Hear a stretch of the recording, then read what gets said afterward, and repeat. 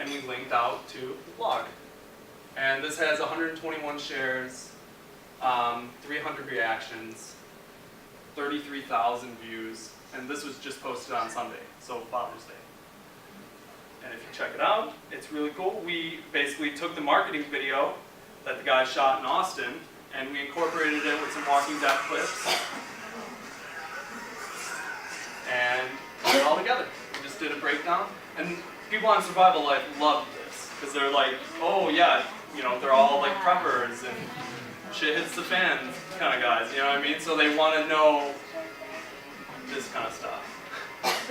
Developing videos, producing videos, like the ones that you showed us, the videos with the compilations, or would that be? I'd like you guys to just corner the market with the top-down style videos. Just really nail that look, the top-down style with the recipes, the DIY hacks, and stuff like that. We can handle the cultural videos and meme-style videos in LA. It's really easy for us to produce there.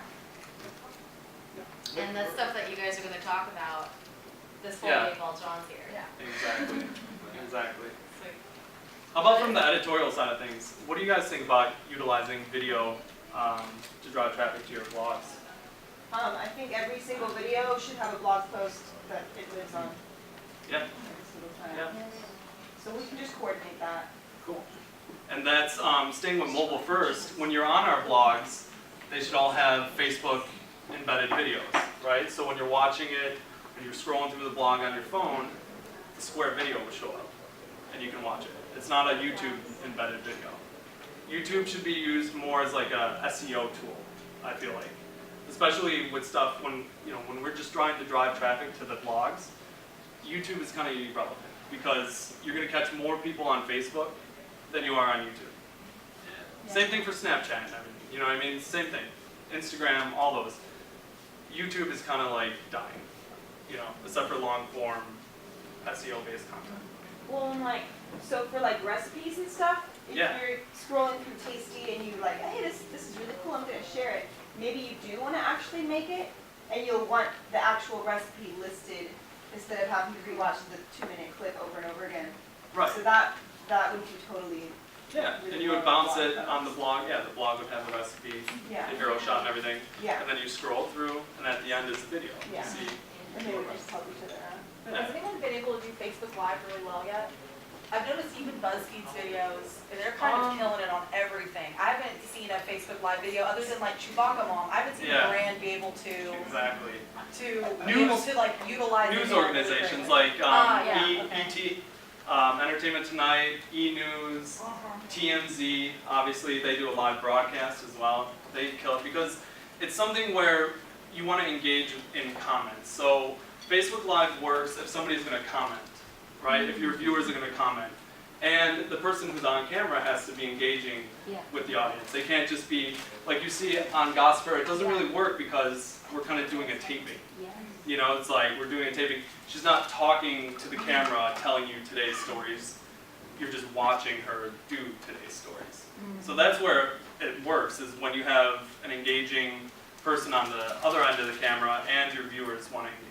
Yeah, it makes sense, because otherwise it's just like a lower quality version of something that you could Yeah. watch somewhere else. Exactly. Live, if you're going to watch kind of an ugly video, there has to be a utility about having that interaction right in the moment. That's interesting.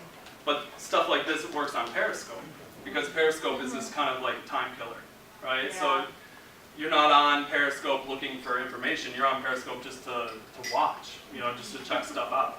So that's when it does well, because you're like, oh, what's going on here? You know, there's like some sort of production going on, there's a woman on camera, what's going on? So we've used Periscope to kind of channel people to Celebrity Gossiper too. So like, when we go live on Periscope, we say watch more at celebritygossiper.com. Or when people are watching the Periscope, I'll write celebritygossiper.com, because you can't really respond to people on Periscope, but you can draw stuff on top of the video you're recording. Yeah. So Facebook Live doesn't really work too well with something with like top-down cooking. It would have to be like somebody, a chef doing a Q&A. Or like Ready Man does. How many of you guys are familiar with Ready Man?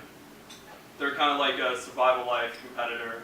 It's a bunch of Navy SEALs, and they kind of review products, they test products out, and they also do blog posts and stuff like that. But they do Facebook Live really well because they'll do a test on a weapon or an app or something, and somebody watching will be like, hey, how well does that work? You know, and like the guy can be like, oh, I'll tell you how well it works. It's amazing, you know, it's 100% accuracy, I've never used a better product, blah, blah, blah, blah, blah. Blog content, video content, doesn't matter what it is.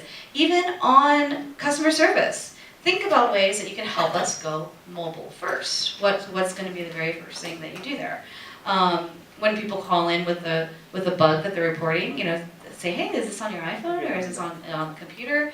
I would start to help us figure out some of those steps. By the way, the customer service team, they help us find so many things wrong with the rest of our business that it is they are truly the unsung heroes of that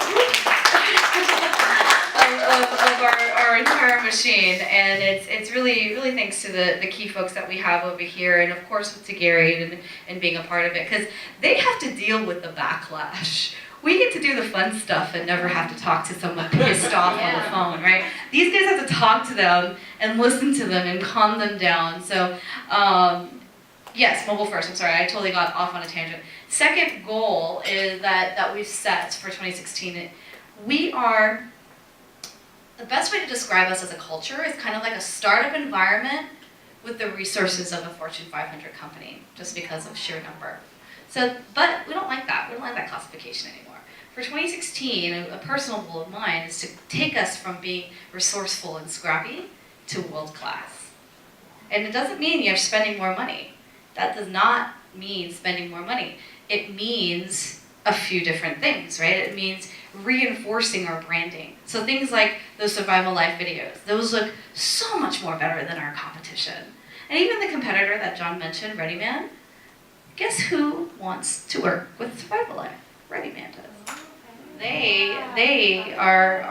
They've created a course for us, they want to work with us, they want to create all of our content for us, and we're in conversations to bring them on board for that. But that's just one example of just reinforced branding. Like we just have to make sure that people understand Survival Life is the leader, and it has to show.